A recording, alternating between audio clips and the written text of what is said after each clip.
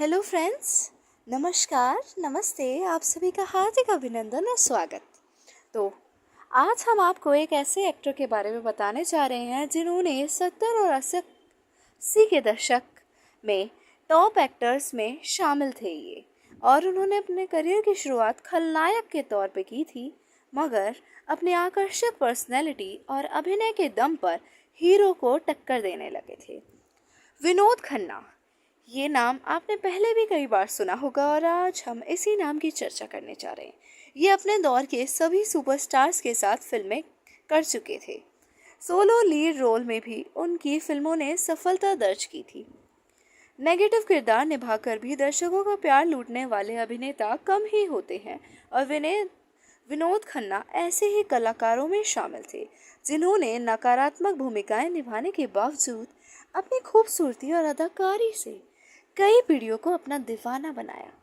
अपने करियर में एक से बढ़कर एक रोल निभाने के लिए इस शानदार एक्टर का जन्म 6 अक्टूबर 1946 को पाकिस्तान के पेशावर में हुआ था। 27 अप्रैल को इस दिग्गज कलाकार का निधन हो गया था। 2017 में उनका निधन कैंसर के चलते हुआ था। विनोद खन्ना एक भारतीय फिल्म अभिनेता थे। राजनेता से अभिनेता तक का उनका सफर काफी शानदार रहा है। विनोद ने गुरदासपुर से सांसद के रूप में कार्य किया। उनका जन्म पंजाबी हिंदू परिवार में कमला और कृष्णचंद खन्ना के घर पेशावर में हुआ था। उनके जन्म के कुछ समय बाद भारत का विभाजन हो गया और उनका परिवार पेशावर छोड़कर मुंबई आ गया था। विनोद खन्ना ने सेंट मैरी स्कूल मुंबई में दूसरी कक्षा तक पढ़ाई की और फिर दिल्ली में रहने लगे। 1957 में उनका परिवार दिल्ली चला गया, जहां उन्होंने Delhi public school Mathura road में पढ़ाई की। हालांकि 1960 में उनका परिवार वापस मुंबई आ गया, लेकिन विनोद को नासिक के पास के बोर्डिंग स्कूल भेज दिया गया। बोर्डिंग स्कूल में उन्होंने महाकाव्य 16वां साल और मुगले आजम फिल्म देखी और उनको मोशन पिक्चर्स के साथ लगाव हो गया। बता दें कि विनोद ने सिडेनहैम कॉलेज मुंबई से वाणिज्य की उपाधि प्राप्त की थी।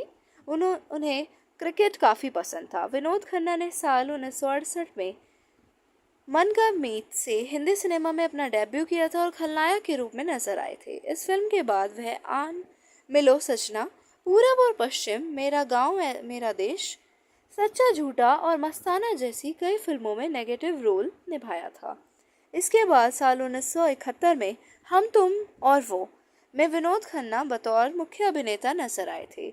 इसके बाद उन्होंने कई फिल्मों में अभिनय का जादू चलाया और कई सुपरहिट फिल्में दी। विनोद खन्ना ने साल 1982 में अपने फिल्मी करियर के चरम पर इंडस्ट्री को छोड़कर आध्यात्म की राह को चुना था। उन्होंने अपने आध्यात्मिक गुरु ओशो रजनीश का अनुसरण करने के लिए अस्थायी रूप से फिल्म उद्योग छोड़ दिया। करीब 5 सालों तक उन्होंने खुद को फिल्मों से दूर रखा। इसके बाद साल 1987 में उन्होंने वापसी की थी। वापसी के बाद उन्होंने जुर्म और चांदनी में रोमांटिक भूमिकाएं निभाई, लेकिन उन्हें ज़्यादातर एक्शन फिल्मों में ही भूमिकाएं ऑफर की गई थी। और पूरी दुनिया में अपने एक्टिंग का डंका बजाने वाले विनोद खन्ना का निधन ब्लड कैंसर की वजह से हुआ था। धन्यवाद।